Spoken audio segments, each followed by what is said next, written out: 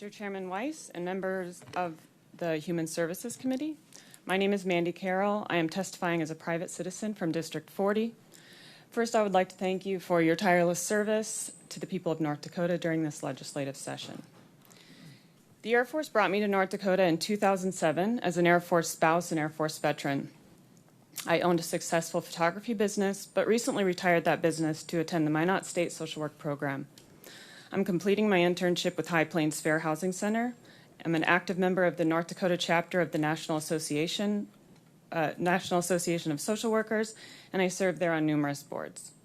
Additionally, I've served as on the board of the Tabby Art Museum since 2016, including serving 4 years as president.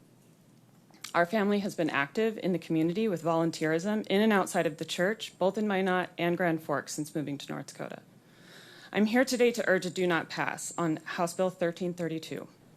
In May 2015, the NASW released its position statement about sexual orientation change efforts and conversion therapy with lesbians, gay men, bisexuals, and transgender persons. I highly recommend that you read it, and I have taken the liberty of printing off a copy for each of you on the committee, I think.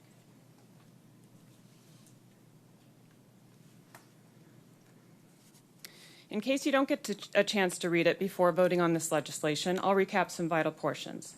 First, in discussing ethical decisions for social work practice, it stresses that the priority of professional intervention at the individual level will be to help people achieve self-actualization, rather than helping them to learn how to adjust to the existing social order.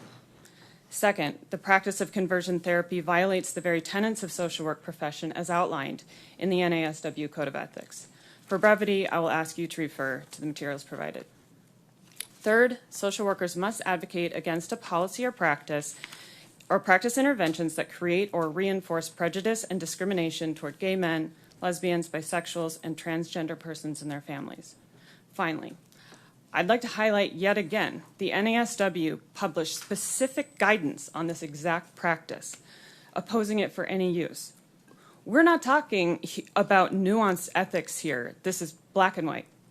And my outstanding professors at Minot State University remind me that a good social worker must follow best informed and evidence-based practices. We are also reminded that if we violate the National Association of Social Workers Code of Ethics, we could and likely will lose our license to practice. Even if this bill is passed, it would still be unethical for social workers to practice conversion therapy. As this other gentleman stated, I took the liberty also of looking at the bill's sponsors' professions. There's no human service professional sponsoring this bill other than Representative Rohr, a nurse practitioner. For your information, the American Academy of Nursing also has a policy statement about the unethical practice of conversion therapy, and I've linked it in my written testimony. Now imagine you're standing where I stand, trying to defend the best practice policies for your workplace. I suspect there is not one of you who would agree that legislators who have no background in your industry are best suited to make decisions about that industry. I especially anticipate this would be so in the case of a practice that has been shown to be wholly ineffective and incredibly harmful. These facts are supported by decades of research and evidence, yet the sponsors of this bill want you to disregard them without any refuting evidence. I mean this with absolute respect. No one can know about everything.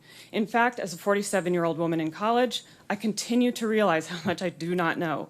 Thankfully, we have experts to consult who have compiled their data using peer-reviewed, evidence-based studies. Thank you again for your commitment to serving the individuals in our community. I urge you to look at the research about efficacy and damage to already potential fragile individuals, and please vote do not pass on HB 1332. Thank you for your time and consideration. Thank you.